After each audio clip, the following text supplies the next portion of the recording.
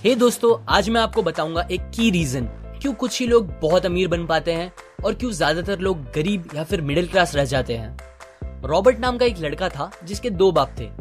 अब आप कुछ गलत मत समझिए, पहला उसका खुद का था पर दूसरा उसके दोस्त का बाप था जिसे वो अपना मुंह बोला बाप मानता था। पहले वाले ने पीएचडी की थी पर दूसरे ने कभी 8th भी पास नहीं की थी। दोनों बहुत ही स्मार्ट और हार्डवर्किंग थे पर दोनों की सोच बहुत ही अलग थी और दोनों रॉबर्ट को अलग अलग बातें सिखाते थे।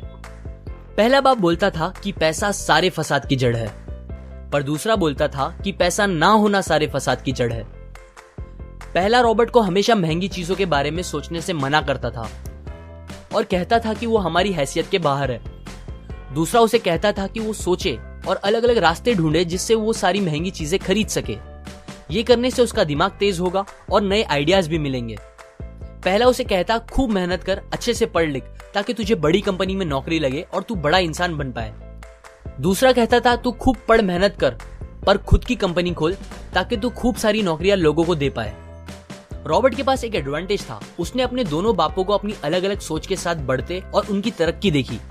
उसने अपना दिमाग लगाया और अपने दूसरे बाप की बातें मानी और फॉलो की, जो कि बाद में मायामी फ्लोरिडा का सबसे अमीर इंसान बना और उसकी सिखाई बातों से उसने खुद करोड़ों कमाए, जबकि उसका पहला बाप जिंदगी भर गरीब रह गया। सबसे इंपॉर्टेंट बातों में से एक बात जो रॉबर्ट ने अपने अमीर बाप से सीखी वो थी फाइनेंशियल लिटरेसी, जिसका मतलब है एसेट्स और लायबिलिटीज के बीच का डिफरेंस जानना। अब आप गौर से सुनिए, ये नॉर्मल कॉमर्स में सिखाए गए मीनिंग से थोड़ा अलग है। रॉबर्ट ने काफी इजी शब्दों में उसका मीनिंग बताया है, जो कि कुछ ऐसा है। एसेट्स कोई भी वो चीज होती है जो आपको पैसे बना के दे या फिर आपके जेब में पैसे डाले, और लायबिलिटीज वो चीजें होती है जो आपके जेब से पैसे ले ले या आपके पैसे खत्म करे। अमीर लोग इसीलिए अमीर होते हैं बिकॉज वो अपने एसेट्स बनाते हैं, जबकि मिडिल क्लास लोग बस लायबिलिटीज पे खर्च करते हैं। मिसाल के तौर पर रमेश और सुरेश नाम के दो दोस्त थे। दोनों सेम पोजीशन और सेम सैलरी पे काम करते थे। जब भी उन्हें सैलरी मिलती, रमेश अपनी सैलरी से नए कपड़े, नए गैजेट्स, नया फोन, बाइक या कार ऐसी चीजें खरीदता था जो उसे अमीर जैसा फील कराती थी। पर वो ये नहीं समझता था कि ये सारी चीजें लायबिलिटीज है जो उसके पैसे उससे ले रही है, ना कि बस जब वो उन्हें खरीदता है तब, बल्कि आगे भी मेंटेनेंस वगैरह के लिए, जिसकी वैल्यू वक्त के साथ कम हो जाएगी और ना ही वो उससे आगे कुछ पैसों का प्रॉफिट देगी। बट सुरेश ऐसा नहीं था। वो ये सारी चीजें नहीं खरीदता था जब तक कि उसके लिए बहुत जरूरी ना हो वो चीज खरीदना। वो पैसे जमा करता था और एसेट्स पे खर्च करता था, जैसे कि स्टॉक्स, बॉन्ड्स, रियल एस्टेट, अपनी खुद की स्किल्स बढ़ाने के लिए या कुछ सीखने के लिए जो उसे आगे और पैसे बना के दे। 2 साल बाद सुरेश करोड़पति बन गया, जबकि रमेश वैसे का वैसा अपनी कम सैलरी को कोसता रह गया और कहता था कम सैलरी उसके मिडिल क्लास होने का रीजन है।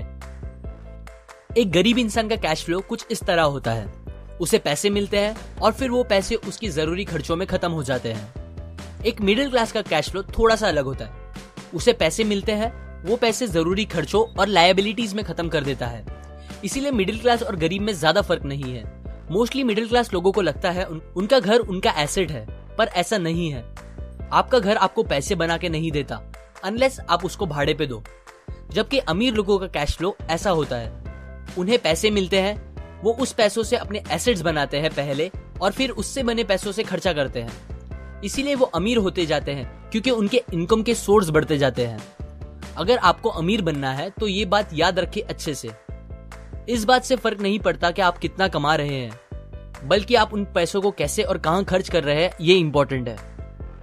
आपको कंज्यूमर की सोच से बाहर आकर इन्वेस्टर की सोच अपनानी पड़ेगी।